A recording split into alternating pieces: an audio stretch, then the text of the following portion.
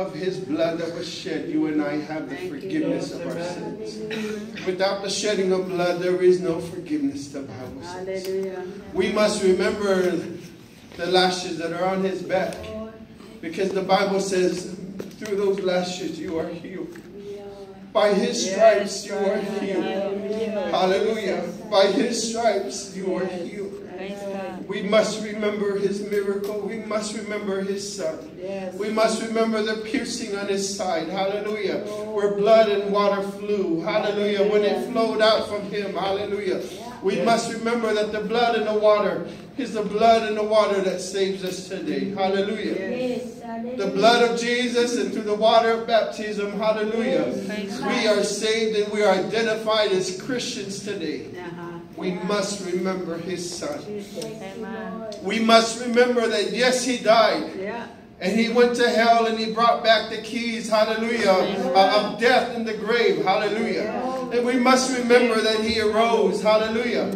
We must remember that he arose from the dead, hallelujah. We must remember that on the third day he said, "Nah, I'm not staying here. I've got to be somewhere else," hallelujah. We must remember that on the third day he said, "No, Wahuma, this is it. It is finished." Hallelujah. It is finished. Hallelujah. I've got to rise up and I've got to let them know. Hallelujah. We've got to remember that's what makes Christianity different from Buddhism. Hallelujah.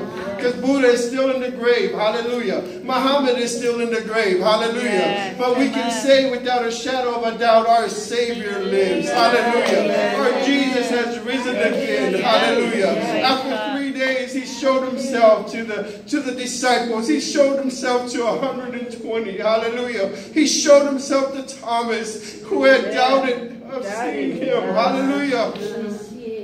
And he said, "Thomas, touch my son." We must remember lest we forget.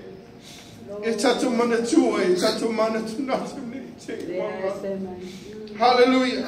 Hallelujah. We must remember when Paul gives us the dissertation on the communion service, where he says, "For I received from the Lord what I also passed on to you. The Lord Jesus, on the night he was betrayed, took bread. And when he had given thanks, he broke it and said, 'This is my body, which is for you. Do this in remembrance of me.' In the same way, after supper, he took the cup, saying, 'This cup is for the new covenant in my blood. Do this whenever you drink it in remembrance of me. For whenever you eat this bread and drink this cup, you proclaim the Lord's death until he comes.'" We must remember. Why do we have to remember? So we can tell the next person. So we can tell the next person. We must tell the story. Hallelujah. I'm a big proponent and a big believer of tell your gospel. What God has done for you. Hallelujah. Because after you tell your gospel, then you can tell the gospel according to Matthew. Then you can tell the gospel according to Mark. Then you can tell the gospel according to Luke and to John. Hallelujah. Then you can tell the gospel according to Moses and according to the David. Hallelujah. Yes. You start with your gospel, but you must tell the story. We must tell the story.